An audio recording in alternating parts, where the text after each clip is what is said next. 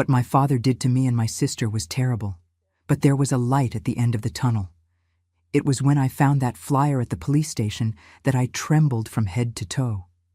The face printed there was the same one that watched us every night through the crack in the door. Wanted in 3 counties, the paper said. And in that moment, I understood why Mom always lowered her head and why we moved so often. Our own roof sheltered a criminal that everyone was looking for, except us. Good morning, my dear viewers. How wonderful it is to chat with you today. My name is Martha Townsend. I'm 73 years old, and I was born right here in Pine Creek, Kentucky, this warm and welcoming little spot in Appalachia that I carry in my heart. I never left my Kentucky, no sir. From here straight to the grave, as my late grandmother used to say. My entire life was built on this land, among the rolling hills and the Ohio River, which is a beautiful sight to see when it's flowing full. These days, even though I'm retired, I continue to be a nurse in heart and soul. I volunteer 3 times a week at the local clinic here in the neighborhood, primarily serving our children and the elderly who can't make it into town. You should see the joy when I arrive at the more remote homes with my bag of medicines and my blood pressure monitor. Their eyes light up, you know? Especially the children, who know me as Miss Martha with the sweet medicines. I started this mission almost 20 years ago after I retired from the county hospital. I couldn't stay idle. My body needed to continue caring for people. You see, my loves, when you've been through so much pain in life, you seem to develop a special sensitivity for recognizing others' suffering. And nothing gives me more satisfaction than seeing a family reunited after a difficult recovery. Seeing the relief in a mother's eyes when her little one's fever breaks, or teaching an elderly person how to take their high blood pressure medication correctly. I'm sitting here on my back porch where I have my medicinal herb garden. I have basil, lemon balm, mint, chamomile, aloe vera, echinacea, all planted with great care in old cans that I paint in cheerful colors. The cool morning breeze rustles the leaves and brings that scent that's a blessing from God. In the background, I hear the birds and the sound of dry leaves in the yard when the wind passes. It's a little corner of peace I built after so much storm. If you enjoy my story, please do me the favor of hitting that like button and subscribe to the channel so you don't miss our next conversations. It's very important to me to know that someone is listening, because for much of my life, nobody listened, not even when I silently screamed for help. And you, my dear viewers who are watching me now, tell me in the comments, from which part of America are you watching? And what time of day did you find this video? Early morning with coffee, after lunch, or late evening when the work is done? I imagine you in your homes, perhaps with a cup of coffee or a glass of water in hand, listening to this old nurse tell her life story. Let me know, okay? I love knowing where your kindness comes from. You know, my children, I wasn't always this white-haired lady, full of love to give. There was a time when I was just a frightened little girl, living in a house where danger lived with us, a house where the walls knew secrets that nobody could tell, and where we learned from an early age that some pains must be swallowed in silence. I'll tell you how it was to grow up like that, and how God, in His infinite wisdom, gave me the strength to survive and become who I am today. Ah, my childhood. How different it was from today. Back then, in the late 1950s, Pine Creek was practically a village, with few wooden houses, the little church, and the market that happened on Sundays. It was in this simple setting that I began to understand what it meant to be afraid inside my own home. Our house was on the edge of town, almost touching the woods. It was a simple house, made of wood and brick, covered with ceramic tiles that crackled with the strong midday heat. We had a large yard in front, where Mom planted okra and cucumbers, and a backyard with some speckled hens and a pen where we raised 2 piglets for the end-of-year holidays. On the side, a wooden rack served for washing dishes and clothes, and nearby there was a cement tank where we stored water for the dry periods. My father, Jerome Townsend, worked as a traveling salesman, selling trinkets door to door through neighboring towns. A tall man with sun-weathered skin, He had small, restless eyes that always seemed to be calculating something. He wore an old straw hat and carried a leather case that he said he inherited from his grandfather. He would leave early and sometimes spend days away, visiting distant towns like Riverside, Cedar Falls, or even Millbrook. When he returned, he brought money, but he also brought a different smell and a temper that varied like the weather during the rainy season, sometimes calm, sometimes stormy, without warning. Mom, Lenora, was a petite woman, with long hair always tied in a low bun, who spoke little and walked hunched as if carrying an invisible weight on her back. Her hands were rough from scrubbing clothes on the washboard and preparing food on the wood stove. She took care of the house in silence, like a shadow that moves without making noise. When Dad was around, she talked even less, only responding, "Yes, Jerome," and "No, Jerome," with her eyes lowered, as if afraid to breathe too loudly. We were 2 daughters, me, the oldest, and my little sister Della, who was 5 years younger than me. Oh, my Della. She was such a pretty girl, with curly hair that formed golden ringlets when the sun hit it. She had large, curious eyes and a smile that showed a little gap in front, where she lost a baby tooth too early. She was as clever as a fox and liked to ask questions about everything. "Why is the sky blue, Martha? How does the chicken make eggs without the rooster, Martha? Why can't we go to school every day, Martha?" School. It was a luxury we couldn't always afford. It was almost 2 miles away, and to get there we had to cross the creek which, during the rainy season, got too full to pass. The teacher, Miss Janey, was a patient lady who taught all the children in the town in one room. I loved when she read stories to us and showed pictures from old books that she kept like treasures. It was there that I learned to read, write, and do math, and discovered that there was a much larger world beyond those red dirt roads. Our routine was simple. We would wake up with the first rooster crow, still dark. Mom would light the fire to make coffee and cornmeal mush with milk, when we had it. Then we would fetch water from the well, help sweep the yard, gather twigs for the stove, and tend to the chickens. If Dad wasn't at home, sometimes we could go to school. If he was, we usually stayed home, helping your mother, as he would say, with that look that didn't allow discussion.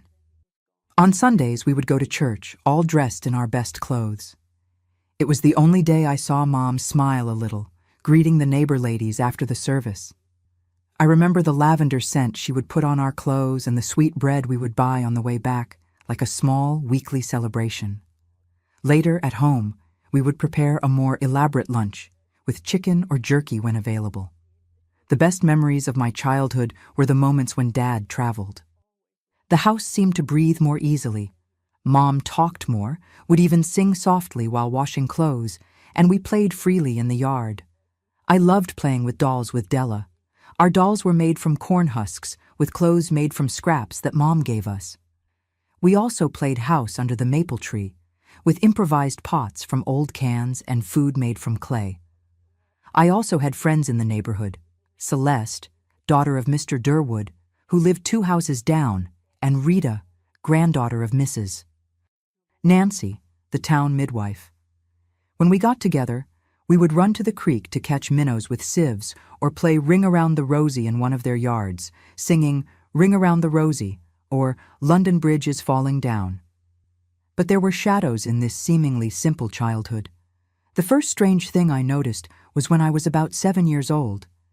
Dad came back from a longer trip than usual, almost a month away. He arrived at night in an old car driven by a stranger who didn't even get out to introduce himself. He brought different suitcases than the ones he took and seemed agitated. That same week, we moved to a house on the other side of town, far from the school and my friends. Mom said it was because the house was better, but it didn't seem better. It was smaller and more hidden at the end of a dead-end street. Another strange thing was how Dad would get nervous when someone knocked on the door. He always made Mom answer, but first he would peek through the crack in the window, with an expression that mixed fear and anger. And woe to anyone who mentioned his full name near strangers. Once when I said Jerome Townsend to the lady at the store where we bought groceries, I got a slap when I got home that left my lips swollen for days. Dad's trips became shorter and less frequent. He started staying more at home, always restless, like a caged animal. It was during this time that the nights started to get more frightening. He began to check if we were sleeping, coming into our room late at night. He said it was to make sure we were safe, but his heavy footsteps would wake me, and I would pretend to sleep, feeling a strange chill in my stomach when he approached. I remember perfectly the first time I realized something very wrong was happening in our house. It was a night of heavy storm, one of those with thunder that makes the whole house shake. I woke up startled by a different sound, not thunder, but crying. The muffled crying of Della. Her bed on the other side of the room was empty. I went out barefoot in the dark and saw a crack of light coming from Mom and Dad's room. Mom wasn't there. I later found out she had gone to help Mrs. Nancy with a difficult birth. I saw through the crack my little sister sitting on the big bed, with Dad saying softly, "It's our secret, Princess. If you tell anyone, the bad men will come and take Mommy away." Her face was wet with tears, and there was a look in her eyes that I will never forget, a look that no child should ever have. That night, something broke inside me, like fine china that falls to the floor and can never be repaired again. I went back to bed trembling, not from cold, but from a feeling I didn't even know how to name yet. And it was that night that I promised myself I would protect my little sister, no matter what. As the years passed, our house became increasingly heavy, as if the walls held secrets that no one could speak about, but everyone knew existed. I was already 13 years old, and Della 8 when things really got worse. Dad hardly ever left to sell his merchandise anymore. He said times were hard, that money was tight, but he always had coins to buy moonshine at Mr. David's store. Our house was now in the most remote part of Pine Creek, almost at the exit to Riverside. It was a corner house, painted a faded blue, with a high wall that Dad himself built, saying it was to protect the family from thieves. Today, I understand it was to hide what happened inside. The days when Dad drank were the worst. He would arrive staggering, with eyes red as embers and a sour smell of moonshine mixed with sweat. On these days, Mom would send us straight to the room with a look that said everything. Stay quiet, for the love of God. But the walls of the house were thin, and we heard everything. The screams, the senseless accusations, the sound of things breaking, and worst of all, Mom's contained sobs. "This house is full of spies, Lenora. They're after me, but they won't catch me. I have eyes in the back of my head, woman," he would scream. Then came that horrible sound of a slap in the face, and Mom begging quietly, "Jerome, the girls will hear. Please." I would hold Della tightly against my chest, covering her ears with my hands. She would tremble like a frightened little bird and whisper, "Martha, why does Daddy get like this? Why doesn't he like us?" How to explain to a child what I didn't understand myself? On one of those nights, when silence finally fell over the house, I heard dragging footsteps in the hallway. The door to our room opened with a creak that froze my spine. It was Dad. I pretended to sleep, as I always did, but this time he didn't go to Della's bed, as on other nights. He came to mine. "I know you're awake, Martha," he said with a slurred voice. "You're a big girl now, a young lady. You need to help more around the house." I felt his weight when he sat on the edge of my bed, and the smell of moonshine was so strong it made me nauseous. His rough hand touched my face, then went down to my neck. "So much like your mother, when she was young." My heart was beating so hard I thought he could hear it. At that moment, like a divine blessing, we heard Mom's voice calling from the kitchen door. "Jerome, there's a man wanting to speak to you." Dad jumped up, cursing under his breath. "Who is it at this hour?" He hurried out of the room, and I could finally breathe.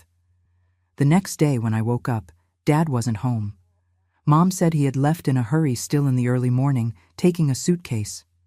He's going to be away for a while, she explained, without looking me in the eyes. There was a cut in the corner of her mouth and a purple mark on her arm, but I didn't ask anything. I learned early that certain questions only brought more problems. Those weeks without Dad were like a breath of fresh air. Della started smiling again and singing her little songs while playing with the corn husk dolls. Mom was less tense, although she always looked at the road as if expecting to see Dad appear at any moment. I even managed to return to school for a few days, where the teacher commented on how behind I was in my studies, but that I had a good head for learning. It was on one of these trips to school that everything started to change. On the way, I passed by the only police station in town, a small building with a faded sign in front.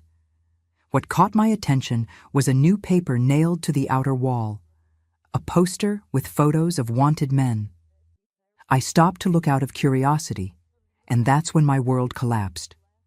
There, among other black and white photos, was Dad's face. There was no doubt the same hard look, the square chin, the receding hairline. Below the photo was written, Jerome Allen Cooper, also known as Jerome Townsend or Jeremy Mills, wanted for crimes in Riverside, Millbrook, and Cedar Falls. I was paralyzed, with weak legs.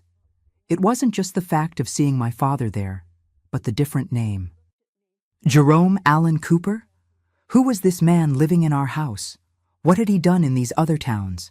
And why was he using our last name, Townsend? Interested in the wanted men, little lady? The voice startled me. It was Officer Apollo, the sheriff, a man with a gray mustache and tired eyes. It's good to keep an eye out. There are dangerous people out there. This one, he pointed to Dad's photo, is a scoundrel who takes advantage of families.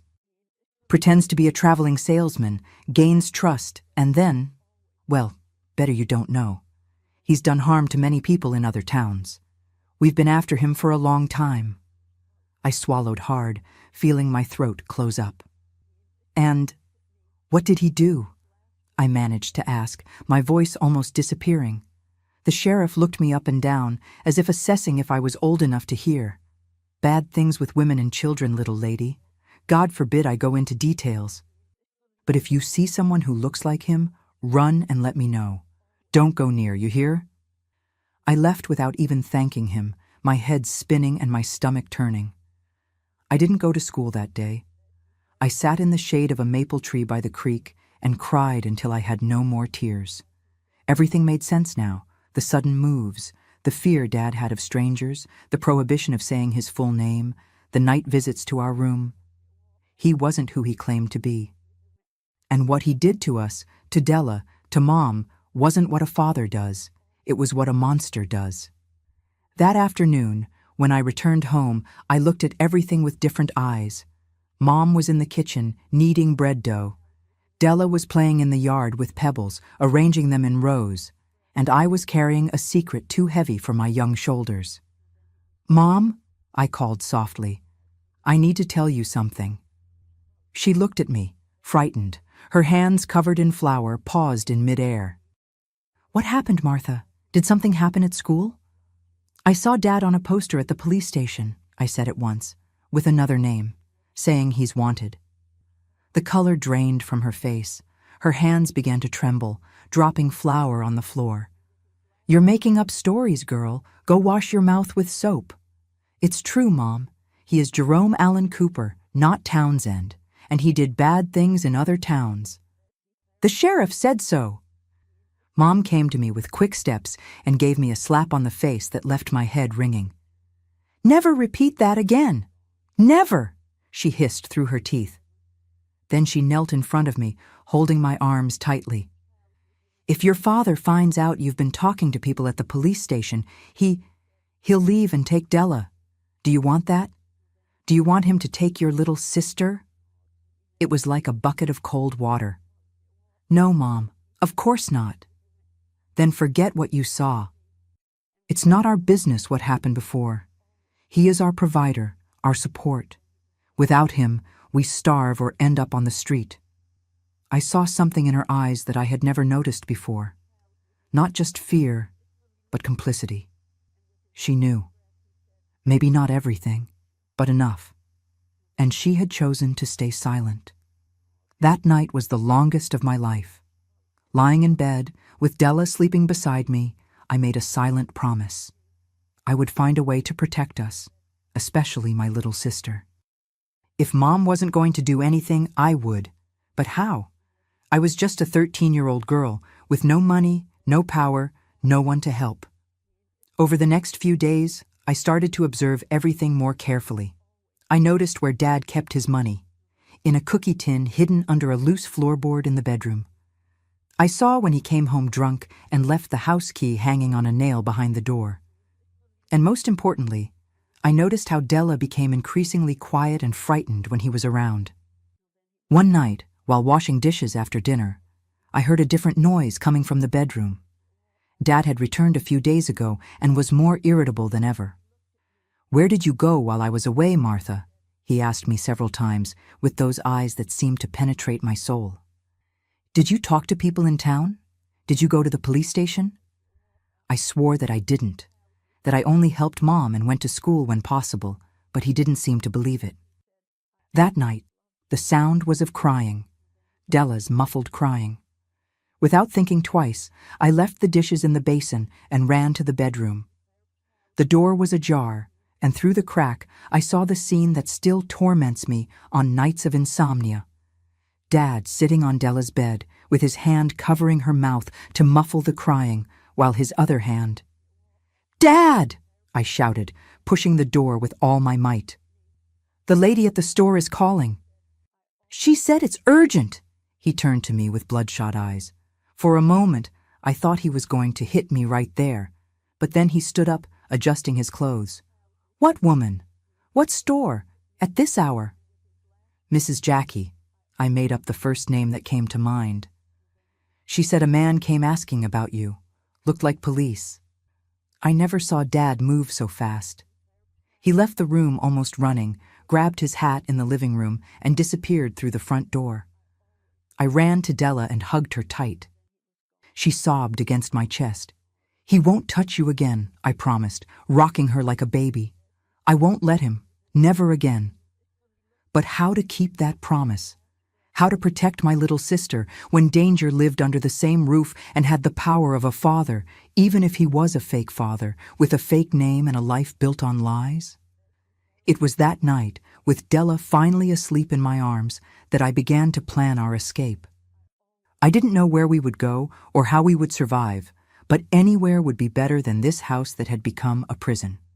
And I, at 13 years old, with responsibility weighing on my slender shoulders, had to find a way out before it was too late. The days that followed were like walking on broken glass. Dad returned the following dawn, more sober and suspicious than ever. "What's this story about a woman from the store looking for me?" he asked at breakfast, looking straight at me. I went there and nobody knew anything. I swallowed hard, but kept my voice firm. "I just repeated what I was told, Dad. The girl who warned me must have been mistaken." His eyes narrowed, like a snake about to strike. "Are you sure you're not making up stories, Martha? You know I don't like lies." "I'm sure, Dad," I replied, feeling my heart almost jumping out of my mouth. He didn't say anything else, but in the days that followed, he seemed to watch me constantly. He wouldn't let me go to school, or to the store, or to the creek to fetch water. "You stay right here, helping your mother," he ordered. And at night, he would lock the front door and put the key under his pillow. I began to realize we were trapped, not just by fear, but literally locked in that house. Mom continued her ritual of silence and submission, lowering her eyes when Dad spoke loudly, agreeing with everything. When I tried to talk to her about what I had seen at the police station, she simply said, "I already told you to forget that, girl. Do you want to destroy our family?" Family. What a strange word to describe that arrangement of fear and secrets. The only person who really mattered to me there was Della. My little sister was getting thinner and quieter each day. She no longer sang while playing, didn't smile, didn't ask curious questions. Sometimes I caught her staring at nothing, with that empty look that no child should have. One night, as I combed her hair before bed, she whispered something so softly I almost didn't hear. "I wish we could disappear, Martha. Go somewhere where no one could find us." Those words broke me inside. "We will disappear, Della," I promised, hugging her tightly. "I just need to find a way. Do you trust me?" She nodded, her big, sad eyes fixed on mine. "I trust you more than anyone in the world." That trust was both a weight and a blessing at the same time. I had to find a way out, and fast. But how? Where would we go? We had no close relatives, at least none that we knew of. Mom said her parents had died a long time ago and never talked about Dad's family. Now I understood why. Probably that story was also a lie. Maybe even our last name was an invention. The opportunity came in the most unexpected way. It was a Tuesday market day in Pine Creek. Dad had to go into town to sell some merchandise he had acquired, I don't know how, and buy supplies. For the first time in weeks, he decided to take Della with him. "The girl needs to walk around, get some sun. She's too pale," he said, with that false concern that made me nauseous. The idea of Della alone with him in town terrified me. "Can I go too, Dad? I'll help carry things," I asked, trying to sound casual. "No. You stay and help your mother with the laundry." "There's a bunch waiting," he replied dryly. When they left, I was on the verge of despair. Mom was in the backyard, hanging sheets on the line. I went to her, determined to try one more time. "Mom, you know what he does to Della, don't you?" She continued hanging clothes as if she hadn't heard me, but I saw her hands tremble. "Mom, for God's sake, he's a criminal. It's written right there at the police station. And what he does to us, to Della, it isn't right." "You know that." She turned to me suddenly, and for the first time, I saw something beyond fear in her eyes. I saw anger. "And what do you want me to do, Martha? Where do we go, without money, with nothing? Do you think anyone will believe us? Do you think anyone will want to help?" "We can go to Grandma's house in Louisville," I suggested, mentioning her mother, whom we had never visited, but whom Mom sometimes talked about.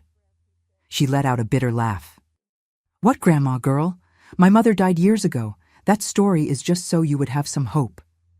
It was like a slap in the face, another lie, another closed door. "Then we report him, tell everything to the sheriff," I insisted. "And who will believe us? A woman with no education and 2 girls against a man who is respected in town?" "You are very naive, Martha. The world doesn't work like that." "But the sheriff already knows he's wanted. There's a poster there." "And do you think he'll care about what happens inside our house? Things like this happen everywhere, girl. Nobody cares." I stood there, tasting the bitterness of powerlessness. Mom went back to hanging clothes, as if that conversation had never existed. I realized then that I couldn't count on her. If I wanted to save Della and myself, I would have to act alone. That afternoon, I searched the house for anything that could help us. I found the cookie tin where Dad kept money and took some bills, not all, so he wouldn't notice immediately. Then I looked for documents, something that would prove who we were. In an old trunk at the back of the room, I found our birth certificates. I took mine and Della's.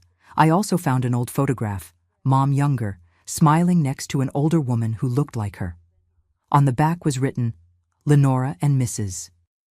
Annette, 1943. Was this my grandmother, whom Mom said was dead? Why would she lie about this?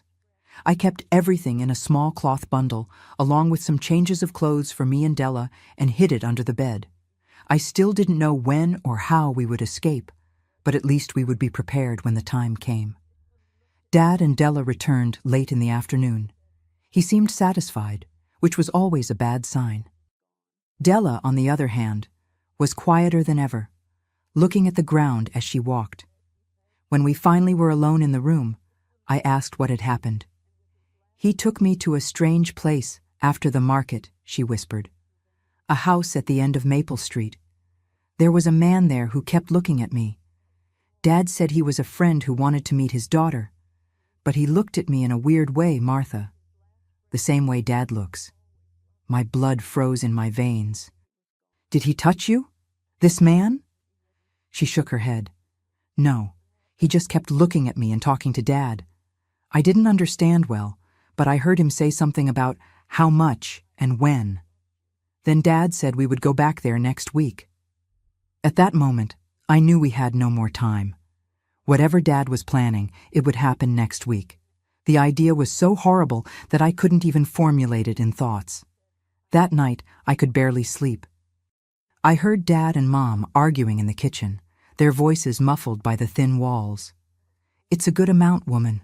Solves our problems," he said. "But it's Della, our daughter," Mom's voice trembled. "And since when did that matter to you?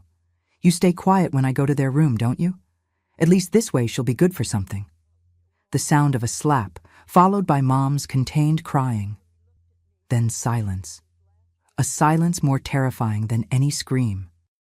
The next morning, Dad announced that he needed to travel to Millbrook. "Important business," he explained. "I'll be back in 3 days. And you three?" He looked at all of us with those hard eyes. "Don't leave the house. Understand? For nothing in this world." When he left, Mom's face was swollen with a cut on her lip. She tried to act normally, preparing coffee, but her hands were shaking so much that she spilled water all over the kitchen floor. "Mom?"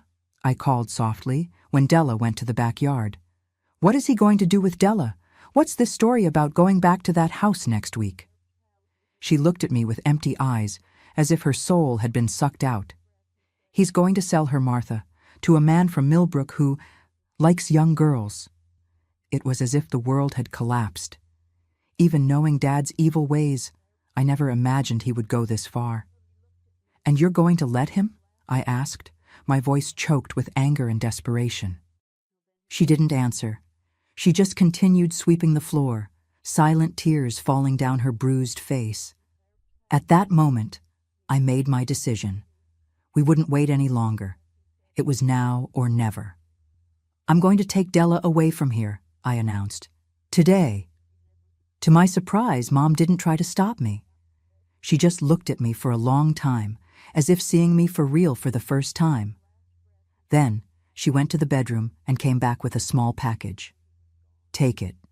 It's the money I've saved all these years. Hidden from him." It was a small amount, but larger than what I had managed to take. "Take Della to Louisville. Look for the house on Maple Avenue, number 18. Ask for Mrs. Annette Cooper. Tell her you're her granddaughter." "Are you coming with us?" I asked, a last thread of hope. She slowly shook her head. "I can't. He would find me. And you too.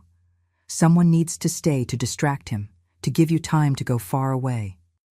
I looked at that fragile woman, broken by years of fear and violence, and for the first time felt something beyond anger for her silent complicity. I felt pity and gratitude. "You'll never see us again," I said, the reality of this farewell finally hitting me. A ghost of a smile passed her bruised lips. "It's better this way. Go and don't look back. Build a life I couldn't give you." That afternoon, while Mom distracted the neighbors by chatting at the gate, I left with Della through the back of the house, our few possessions in a cloth bundle. I told her we were going on an adventure, that we would meet our grandmother in Louisville. Her eyes, for the first time in a long time, shone with something that looked like hope. The problem was that we had never traveled alone before.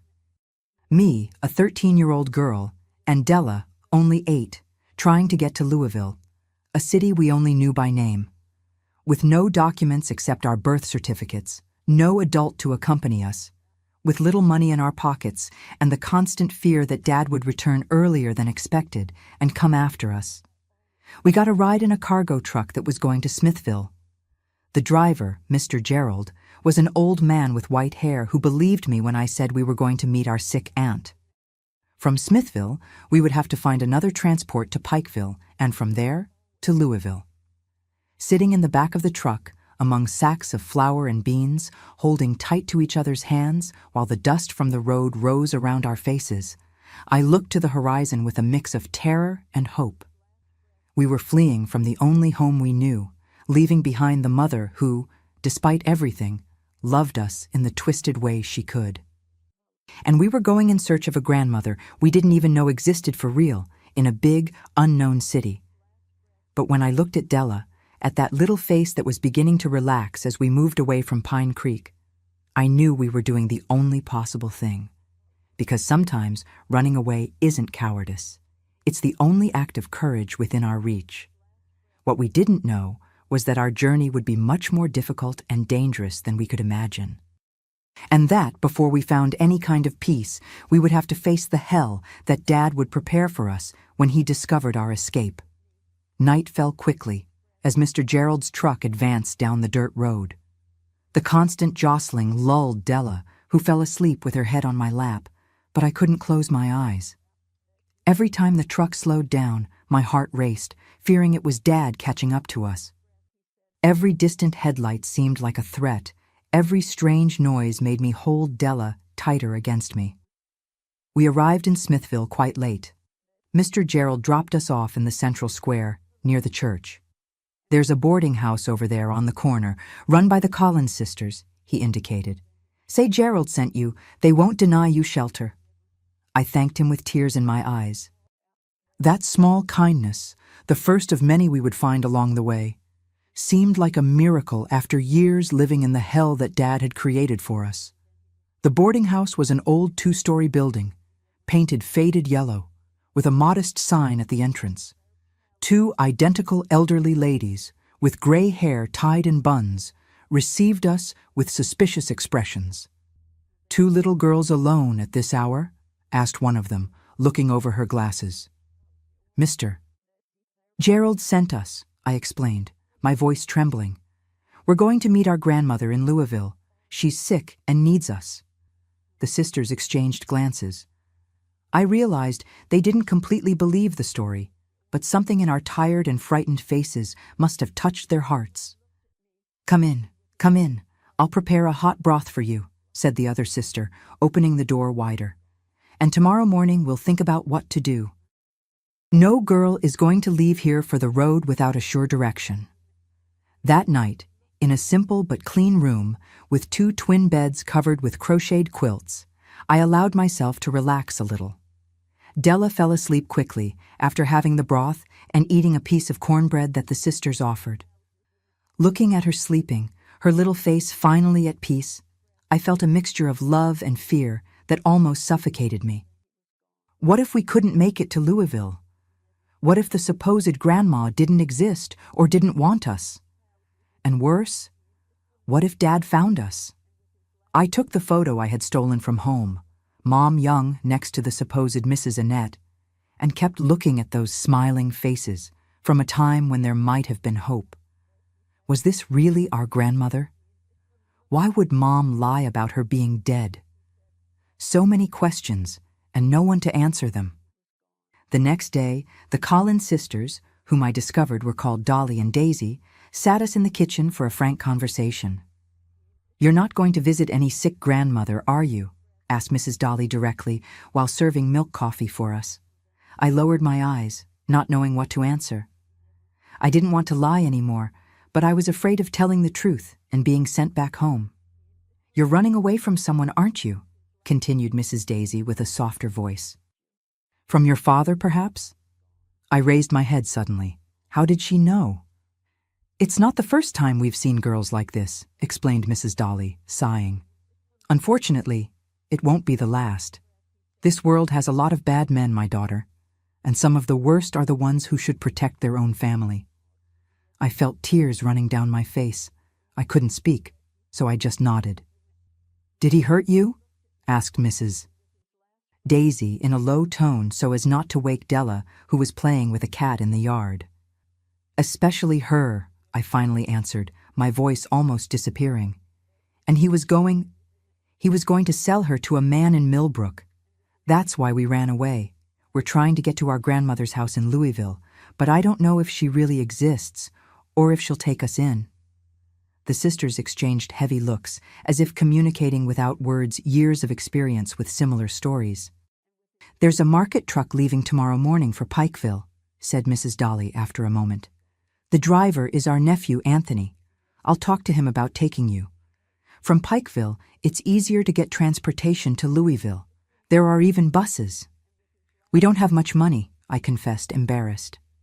Don't worry about that now, Mrs. Daisy smiled gently. The important thing is for you to arrive safely. That day at the Collins sisters' boarding house was like a breath before the storm.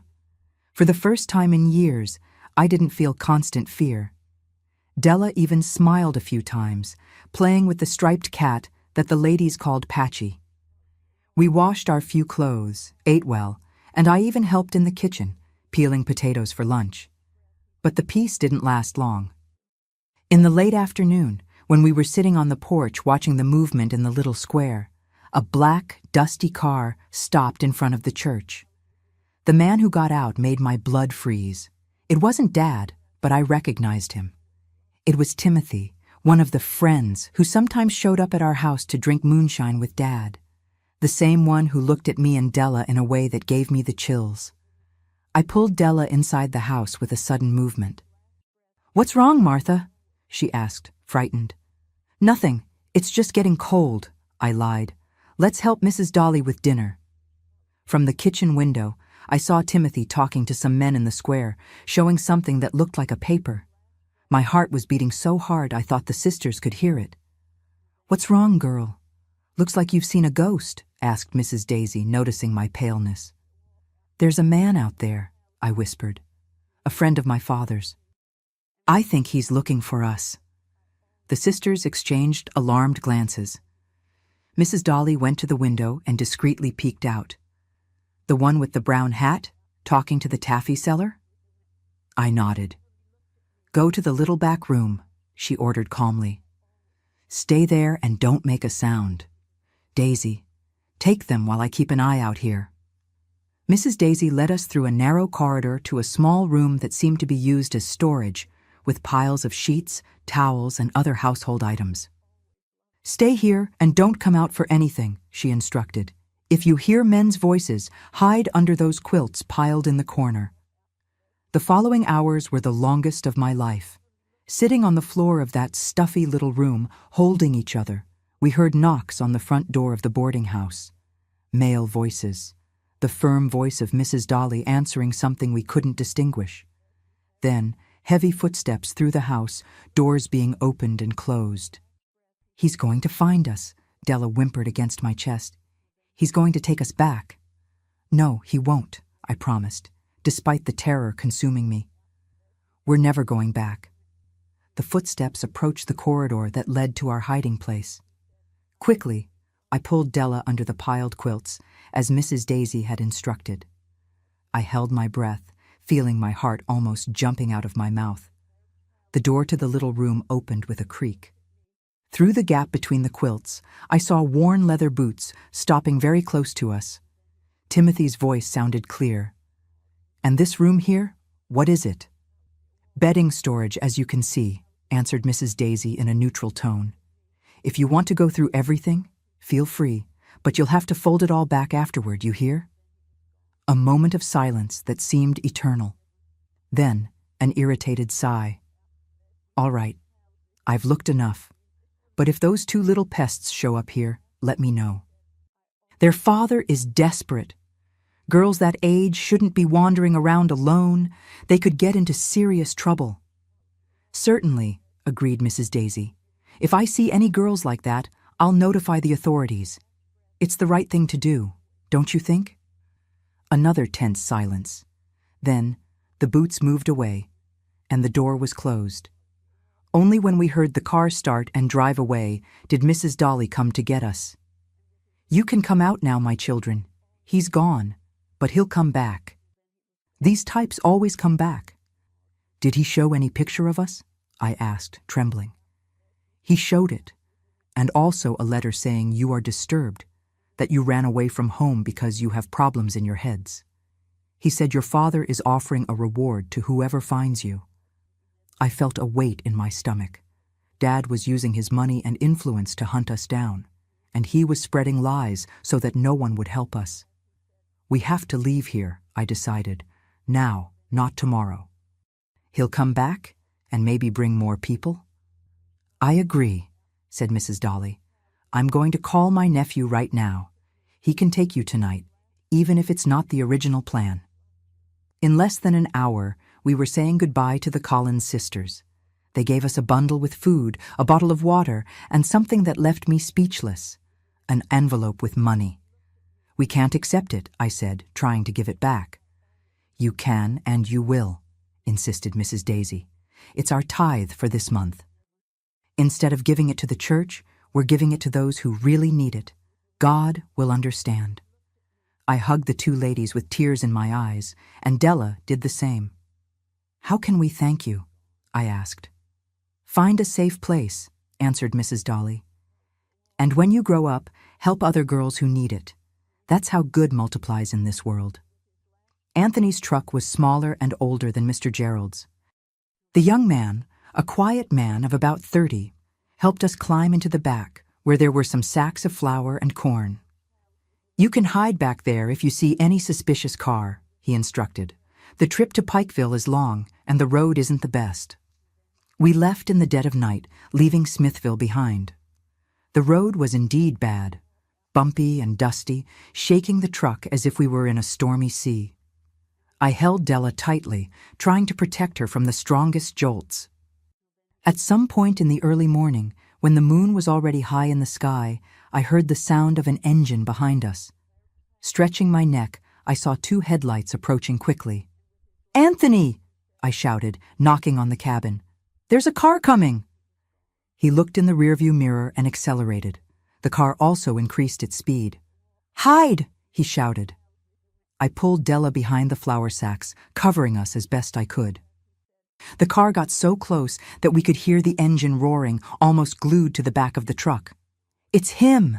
Della whimpered. "It's Dad!" It wasn't possible to see from where we were hidden, but Della's fear infected me as well. Had Dad returned earlier than expected? Had Timothy warned him? The truck made a sharp turn, throwing us against the side of the bed. I heard a cry from Della, not of fright, but of pain. When I looked, I saw that her arm had hit a protruding nail, opening a cut that was bleeding profusely. "My arm, Martha!" she cried. I tore a piece of my skirt to make an improvised tourniquet, but the blood continued to flow. We needed to stop, to get help. But how with that car chasing us? At that moment, as if in answer to an unspoken prayer, the truck made another turn, and then the miracle. The car that was chasing us kept going straight on the main road. It wasn't for us. It was just another traveler in a hurry, taking the highway that led to Owsley. I desperately knocked on the cabin. "Anthony, my sister got hurt. She's bleeding a lot." He stopped the truck on the shoulder and came to check. When he saw Della's wound, his usually impassive face contorted with concern. "We need a doctor. There's a small town about 20 minutes from here, Deer Creek. I'll take you straight to the clinic there." During that trip to Deer Creek, I held Della in my arms, praying like I had never prayed before. She was pale and weak, the blood soaking the cloth I had tied. "Don't leave me, Della," I whispered in her ear. "I promise we'll make it. We'll find Grandma. We'll have a new life. Just don't leave me." The town was really small, little more than a main street with some houses, a church, and thank God, a small clinic that operated 24 hours for emergencies. The nurse on duty, Mr. Julian, a middle-aged man with deep dark circles, didn't ask many questions. He cleaned, stitched, and bandaged Della's arm with quick and efficient movements. "She lost quite a bit of blood, but she'll be fine," he reassured us. "But she needs to rest. Where are you coming from in such a hurry in the middle of the night?" Anthony intervened before I could invent another story. "They're my nieces. I'm taking them to their grandmother in Louisville. Their mother. Well, she's not in a condition to take care of them right now." The nurse nodded, with a look that said he understood more than had been said. "You can stay here until morning. There's a small room in the back with a bed where the doctor rests when he's on duty. Today he's not coming. You can use it." It was in that simple room, with white-tiled walls and a smell of alcohol, that I finally broke down. Sitting next to the bed where Della slept, sedated by the pain medicine, I allowed the tears I had held for so long to finally come. I cried for Mom, who had stayed behind. I cried for Della, injured and frightened. I cried for myself, a 13-year-old girl trying to be an adult, trying to save the only person who really mattered to me. That night, I had a dream, or maybe it was a nightmare. I saw Dad finding the empty house, his face contorting with fury. I saw him beating Mom, demanding to know where we had gone. I saw Timothy and other men scattered across the roads of Kentucky, looking for 2 frightened girls. And at the end of the dream, I saw a face I didn't know, an elderly lady with gray hair and kind eyes, just like Mom's when she smiled, extending her hands to us. Would it be Mrs. Annette, our grandmother? Was she real, or just a wish from my desperate heart for safety? I woke up at dawn with Della's hand in mine. She was awake, looking at me with those big eyes that had seen things no child should see. "I had a dream about Grandma Martha," she said softly. "She was waiting for us in a blue house, with flowers in the window." "I dreamed of her too," I replied, surprised. "Is it a sign?" Della solemnly nodded. "Yes. She exists, Martha, and we'll find her." That simple and unwavering faith, coming from a child who had been through so much, gave me strength to continue. Anthony appeared shortly after, bringing bread and coffee he had bought at the only bakery in the village. "How's the little one?" he asked. "Better," I answered. "Thank you for everything you're doing for us." He shrugged, uncomfortable with the thanks. "My aunts raised me to help those in need. Besides," he hesitated, "I also had a sister who went through something similar. Only no one helped her in time." That revelation, said so simply, made me see that we weren't alone in our pain. How many other girls had similar stories? How many didn't have the chance to escape, to find good people along the way? "We'll continue to Pikeville as soon as your sister can travel," Anthony continued. "From there, I'll help you get the bus to Louisville. There's one that leaves at noon. If you don't have problems on the way, you'll get there before nightfall." Della, who had been quiet until then, spoke with a determination that surprised me. "We'll make it, Martha. We have to make it. I won't let Dad sell me to that man. I'd rather die." Those words, coming from the mouth of an 8-year-old child, were the exact point where I realized there was no turning back. What Dad had done to us, what he planned to do, was so monstrous that it had stolen my little sister's childhood, turning her into a small adult willing to die for her own freedom. "It won't happen," I promised, holding her hands in mine. "Even if I have to face the whole world. No one is going to hurt you again, Della. Never again." It was a huge promise for a 13-year-old girl. But in that clinic room of a lost village in the interior of Kentucky, with the rising sun casting its first rays through the simple window, I swore to myself that I would keep this promise no matter what. What I didn't know is that I would be tested much sooner than I imagined. Because on the horizon, like an approaching storm, Dad was already on our trail. And he wouldn't easily give up what he considered his property. We managed to reach Pikeville in the afternoon of that same day. Della was weak, but determined to continue. The bandage on her arm would need to be changed soon, but at least the bleeding had stopped. Anthony took us directly to the bus station, a simple building with a ticket window and some wooden benches where passengers waited. "There's a bus to Louisville leaving in an hour," he informed after checking. "I'll buy the tickets for you." "You don't need to spend your money," I protested. "Your aunts have already helped us so much." "It's their money, actually," he smiled for the first time since we had met him. "They gave it to me to make sure you arrive safely, and I promised I would fulfill that." While we waited, Anthony bought us bread with cheese and juice from a small shop nearby. We ate in silence, the 3 of us sitting on a bench away from the others, where we could observe who arrived without being easily seen. "When you get to Louisville," he finally said, "be careful. It's a big city, very different from what you know. Take a taxi straight to your grandmother's address. Don't talk to strangers, don't say where you came from or why you're alone." I nodded, feeling the weight of responsibility. Louisville was just a name to me, I had never been to a big city, never ridden in a taxi, never navigated an unknown place alone. "What if our grandmother isn't there?" asked Della, voicing the fear I was trying to ignore. Anthony looked at us for a long time, as if evaluating what to say. "Then you look for the nearest church. Ask to speak to the priest or a nun. Say you need help. But only do this if you don't find your grandmother, understand? First, try the address you have." When the bus finally arrived, an old and dusty vehicle, but to us as imposing as a moving palace, Anthony accompanied us to the door. He handed me a package wrapped in brown paper. "There's food for the journey, a little more money that my aunts sent, and the phone number of their boarding house. If you need to, call. Someone will always answer." I briefly hugged him, swallowing back tears. "Thank you. God will reward you for this." "He already has," he replied simply. "Good luck, little ones." The bus departed, raising dust. Through the window, I saw Anthony staying behind, a solitary figure waving, until the road made a curve and he disappeared from view. The journey to Louisville was long and tiring. The bus stopped in small towns along the way, people getting on and off, chickens cackling in baskets, children crying. Della slept most of the time, her head resting on my shoulder. I, however, couldn't close my eyes.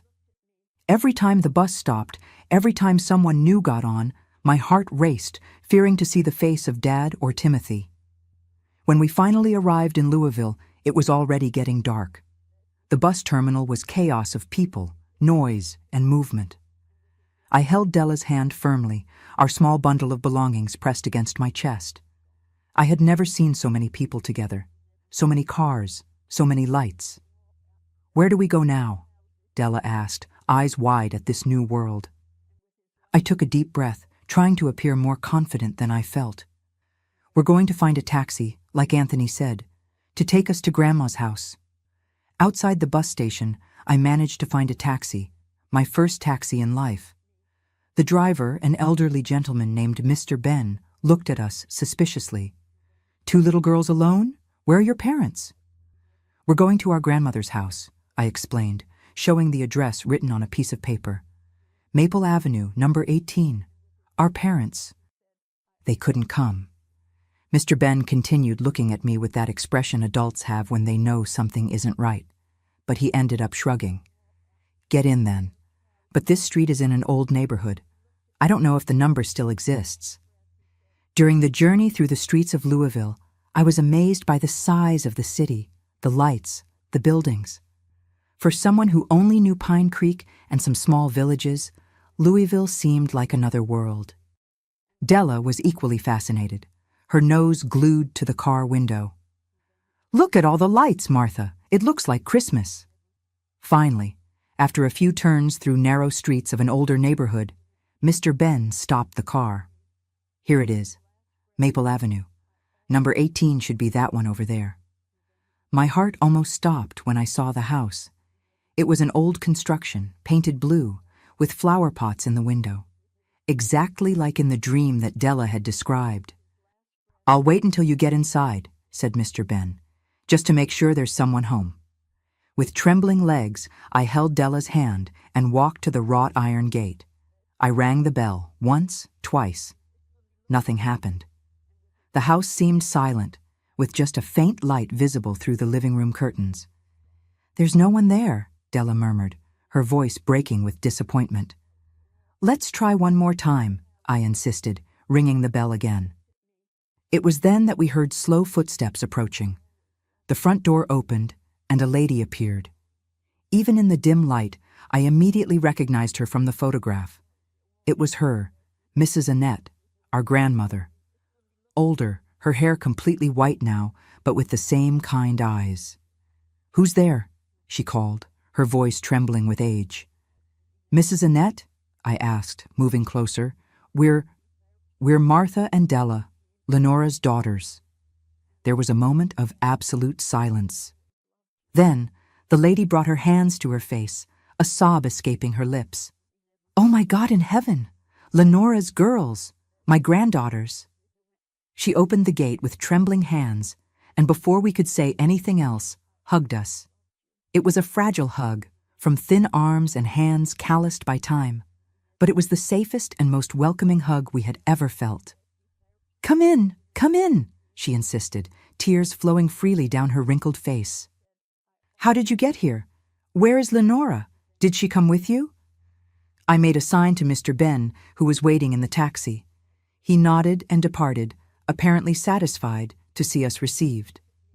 Inside Mrs. Annette's house, time seemed to have stopped. Old furniture, yellowed photographs on the walls, a smell of herbs and coffee. She took us to the living room, made us sit on the sofa covered with a crocheted quilt, and just stood looking at us, as if she couldn't believe what she was seeing. You look just like Lenora when she was little, she finally said. Especially you, Martha. The same eyes. And you, little one. She caressed Della's face. Have her smile. Are you really our grandmother? Della asked, her voice full of hope. Yes, my dear. Your mother's mother. It's been more than 15 years since I've seen Lenora. Since she left with that man. Her voice failed. But tell me, how did you get here? How did you find me? It was then that I had to tell everything. I didn't want to. I didn't plan to reveal our story so soon, but her questions demanded answers. And something in that lady's eyes told me we could trust her. I told about Dad, about what he did to us, about discovering he was wanted in several cities, about his plan to sell Della. I told about our escape, about the good people we had met along the way, about the address Mom had given us. While I spoke, Mrs. Annette cried silently, her hands squeezing an old handkerchief. Jerome Allen Cooper, she murmured when I finished. I knew it. I always knew he was a bad man. I tried to prevent Lenora from going with him, but she was enchanted, said he would give her a better life. What a shame, my daughter not protecting her own daughters. She helped us escape, I defended Mom. She gave the money she had saved, gave us your address. She said she would stay to distract him, to give us time. Mrs. Annette nodded slowly. So something good remained in her then, thank God. That night, after a warm bath, the first in days, and a decent meal, we slept in a real bed, with clean sheets that smelled of lavender. Della fell asleep almost immediately, exhausted from the journey and still weak from the injury. I, however, stayed awake for a while, looking at the ceiling, trying to process everything that had happened. Were we safe? Really safe? Would Dad find us here? And what would happen to Mom when he discovered where we had gone? The next morning, I woke up to the smell of fresh coffee and cornbread. For a moment, I was disoriented, not recognizing where I was. Then I remembered. We were at Grandma's house in Louisville, far from Dad. In the kitchen, I found Mrs. Annette preparing breakfast.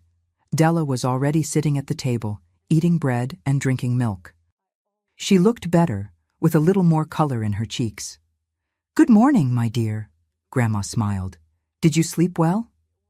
Yes, ma'am, I replied, still not entirely comfortable calling her Grandma, although Della was already doing so naturally. Thank you for everything. No need to thank me. You're my granddaughters. You should have come here a long time ago. She hesitated, as if choosing her words. Martha, after breakfast, we need to talk. About what we're going to do. The conversation happened in the living room, while Della played in the small backyard with a calico cat that Grandma called Romeo. Mrs. Annette explained that she had been a widow for many years, lived on her husband's pension, who had been a postal worker. The house was her own, small but comfortable, and she had been alone since her only daughter Lenora had left with Jerome. I never accepted that man, she confessed. There was something in his eyes, something cold, calculating.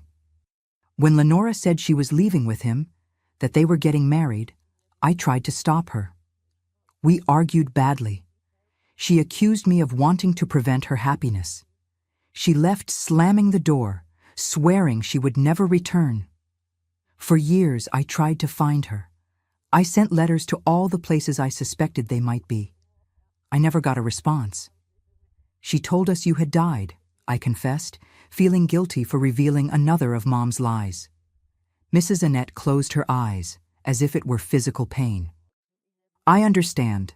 It was easier for her to say that than to admit she had cut ties with me.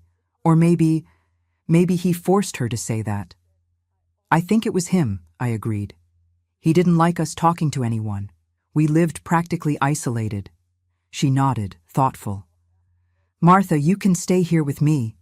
This house is yours too. But… She hesitated. Jerome will come looking. If he knows this address, it's just a matter of time until he appears. The fear returned, cold and familiar. What will we do then? We'll go to the police, she decided. Today, we'll tell everything. Show Della's wound, explain about the poster you saw, about his plans to sell the child. Her voice failed on the last part. The law must protect you, and if he shows up here, he'll have a surprise. I'm not a defenseless old woman. That afternoon, we did exactly that. Grandma took us to the Central Police Station in Louisville, a large and intimidating building. There we talked to a detective named Johnson, a man with a serious face but kind eyes, who listened to our story attentively. He asked us to repeat some details, took notes, called a female officer to speak to Della separately. We're going to check on this Jerome Allen Cooper in our records, he assured. If he's really wanted in other cities, we'll find him. And we'll provide protection for you. He might hurt our mother when he discovers where we came, I alerted, the fear for Mom growing now that we were relatively safe. We'll contact the police in Pine Creek, the detective promised. Ask them to check on her situation. Don't worry, girl. You did the right thing coming to us. In the days that followed, we lived in a strange mixture of fear and hope. Grandma wouldn't let us go out alone, not even to the gate. We changed Della's bandage at a nearby clinic, where a kind doctor named Dr. Helen not only took care of the wound, but also made a detailed report to attach to our complaint to the police. Your little sister will be fine, she assured me. But there will be a scar. Some wounds never completely disappear. They just become part of who we are. A week after our arrival, Detective Johnson came personally to Grandma's house. He sat with us in the living room and gave us the news that would change everything. We confirmed that Jerome Allen Cooper is wanted for crimes in 3 different cities in Kentucky, he explained. Serious crimes against women and children. He has used at least 4 different names in recent years. And, he hesitated, looking at Grandma as if asking permission to continue. You can speak, Detective, she encouraged. They need to know the whole truth. We contacted the police in Pine Creek. When they went to check on your mother's situation, they found no one in the house. The neighbors said there was a bad fight, that they heard screams, and then silence. Jerome was seen leaving town the next day, alone. My heart seemed to freeze in my chest. And Mom? Where is Mom? The detective lowered his eyes. We still don't know, Martha. We're looking. But you need to be prepared. It may not be good news when we find her. The tears came without warning, an uncontrollable river. Della, who was playing in the bedroom, came running when she heard me crying. What happened, Martha? What happened? I couldn't answer. It was Grandma who hugged her, who explained in simple words that Mom was missing, that the police were looking for her. That night, after Della finally fell asleep, I cried until I had no more tears. Grandma stayed by my side, stroking my hair, murmuring words of comfort. It's not your fault, my dear. You saved your sister. You did what you could. But we abandoned Mom, I sobbed. She stayed to protect us, and now… Lenora made a choice, Martha. The choice of a mother who, in the end, wanted to protect her daughters. Don't take that away from her. It was the last act of love she could offer. 2 weeks later, we received the news we feared. Mom's body had been found buried in the backyard of our old house. Jerome had disappeared, and now he was wanted not only for his old crimes, but also for murder. The mourning was a long and painful process. Della, so young, sometimes asked when Mom would come visit us. Other times, she would wake up crying in the middle of the night, calling for her. I felt divided between the pain of loss and the responsibility of trying to be strong for my little sister. Grandma was our anchor during that period. With infinite patience, she took care of our physical and emotional wounds. She enrolled us in the local school, bought new clothes, taught us to cook simple dishes. At night, she would tell us stories about Mom when she was little, how studious she was, how she liked to sing, how she dreamed of being a teacher someday. "Your mother was a sweet girl before she met that man," she would say. "What happened afterward, the fear, the submission, that wasn't really her. I want you to remember the Lenora who could have been, not the one that fear transformed." A month after our arrival, when we were already beginning to create a new routine, the doorbell rang in the middle of the afternoon. Grandma went to answer while I helped Della with her homework in the kitchen. We heard voices, and then Grandma called me. In the living room was Detective Johnson, accompanied by another police officer. Their faces were serious, but there was a different gleam in their eyes, something like satisfaction. "We arrested Jerome," he announced without preamble. "He was trying to cross the border into Indiana. It wasn't easy. He resisted, but he's imprisoned. And with the evidence we have, including your testimonies and the medical report about the abuse, he won't be getting out anytime soon." It was as if an immense weight had been lifted from my shoulders. Della, who had entered the room behind me, ran to my arms, hiding her face against my stomach. Grandma sat down, her legs suddenly weak. "Really? He can't find us anymore?" I asked, still not completely believing. "Never again," assured the detective. "And there's more. We found documents in his car that prove he was planning to sell Della to a man in Millbrook. Fake documents already prepared, everything. With this, his sentence will be even longer." In the months that followed, we had to testify several times, participate in hearings, face the gaze of strangers who knew our story. It was difficult, painful, but necessary. At each step of the judicial process, I remembered the words of Mrs. Daisy, back at the boarding house in Smithville. "Find a safe place, and when you grow up, help other girls who need it." That's what I was doing. Helping other girls by ensuring that a monster like Dad stayed away from them. The final trial happened almost a year after our escape. Jerome was sentenced to 30 years in prison, without the right to parole. When the judge read the sentence, I looked at that man I once called father. Handcuffed, aged, his eyes still hard and cold. I didn't feel anger, nor hatred, not even satisfaction. I felt only a profound relief, as if a dark chapter of a book was finally being closed. Leaving the courthouse, with Della holding my hand on one side and Grandma on the other, I looked at the blue sky of Louisville. The future, which before seemed just an empty word, was now a real promise. Della could grow up in safety, go to school, have friends, be a normal child. I could dream of being a nurse one day, as I always wanted. And Grandma could finally have the family she lost when Mom left. "Shall we go home?" Grandma asked, squeezing my hand. Home. What a beautiful word. What a precious concept. "Yes, Grandma, let's go home." And so, my dears, time passed, wounds healed, and life followed its course. Today, at 73 years old, I look out the window of my little house in Pine Creek. Yes, I returned to my hometown about 15 years ago, and I thank God for each day of peace we've conquered. After all we went through, I managed to study and become a nurse in Louisville, fulfilling that old dream of caring for others. Grandma Annette raised us with so much love that gradually we learned to trust again, to smile without fear, to sleep without nightmares. She passed away to be with the Lord when I was 28, but she left in us her legacy of strength and kindness. Della also studied, became a teacher, married a gentleman named Alan, and now lives in Louisville with her 3 children, all grown up. She visits me every month, always bringing some treat from the city, usually those cream cookies she knows I love. When we hug, I still see in her the frightened little girl I swore to protect, although today she's a strong and accomplished woman of 68. I never married, I dedicated my life to nursing and raising Della alongside Grandma.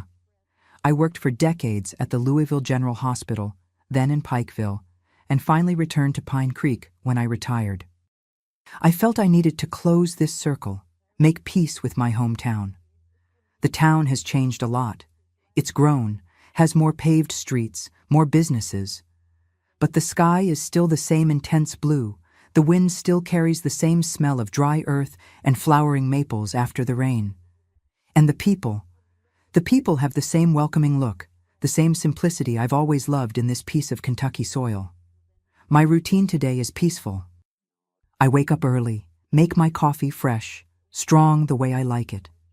I tend to my medicinal herb garden, where I grow a little of everything: basil, rosemary, mint, lemon balm. 3 times a week, I still go to the clinic nearby as a volunteer. I teach young mothers how to care for their babies, help the elderly understand how to take their medications correctly, check blood pressure, dress simple wounds. It's a joy to be able to use the knowledge I acquired to help my community. Each time a child leaves the clinic smiling, each time an elderly person squeezes my hand in gratitude, I feel I'm honoring Mom's memory, who in the end found the courage to protect us, even at the cost of her own life. In the afternoons, I usually sit on my porch to crochet. I'm always making blankets and booties for the newborns at the clinic. Neighbors pass by, greet me, sometimes stop for a chat. Mrs.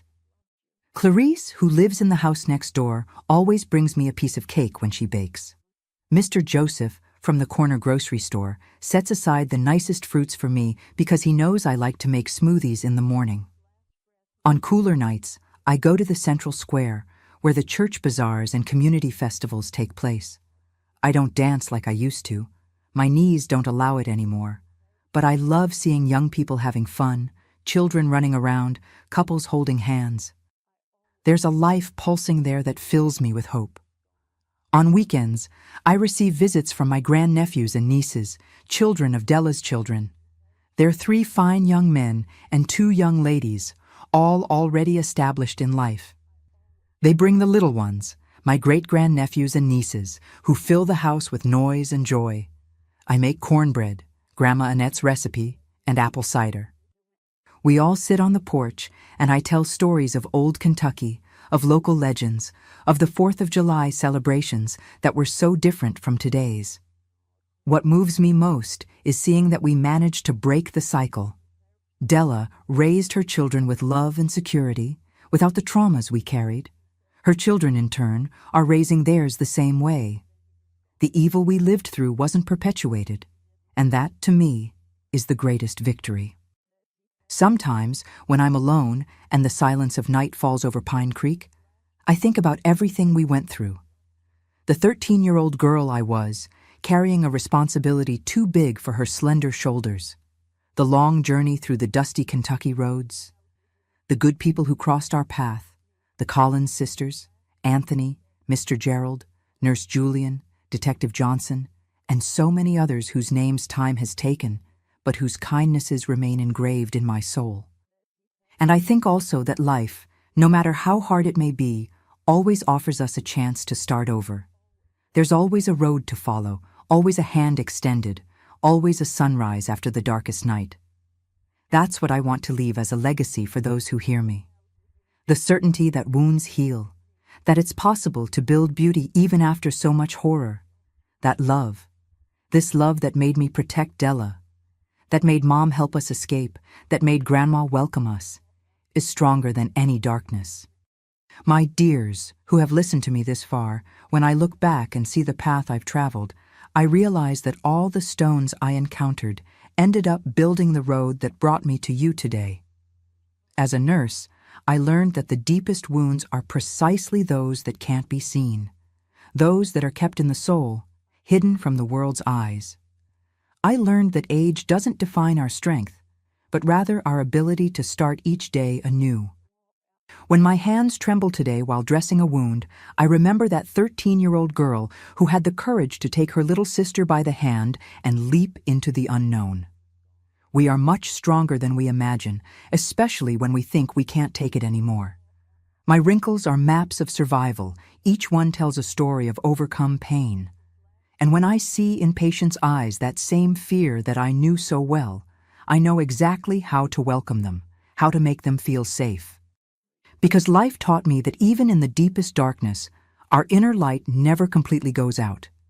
If you're going through difficult times, if you feel there's no way out, believe me when I say, there's always a path. Seek help. Tell your story. Anywhere in the world there are people willing to extend a hand, just as the Collins sisters did for me and Della so many years ago.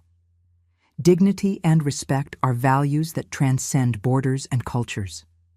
I discovered that we're stronger than we imagine, especially when we think we can't take any more. Time doesn't heal all wounds, but it teaches us to live with them and still smile. That's why, even at 73, I still have strength to help at the clinic, to welcome those who need it, to share what I've learned. My story isn't about what they did to me, but about how I chose to respond. I chose healing, not just for myself, but for everyone I can reach with my nurse's hands. I chose to transform pain into compassion, fear into courage, trauma into wisdom. And you, my dear viewer who's watching me now, tell me, what pain can you transform into strength today? What wound can become a scar of victory? Think about this and tell me in the comments. I really want to read your stories of overcoming, your turning points, your new beginnings. If my story touched your heart, please subscribe to this channel and hit the notification bell because we still have much to talk about. Each subscription tells me I'm not speaking alone, that my experiences can help someone find their own path. And that, my dears, for a 73-year-old lady who has seen so much suffering, is the greatest gift I can receive. Also, leave in the comments where you're watching from so I can get to know you better. I love hearing from all corners of America. We all do this every day, don't we? We rise from the ashes of what we were, a little stronger, a little wiser. Remember, your story of resilience might be the light that guides someone through their storm. Until our next meeting, may God bless and keep each one of you.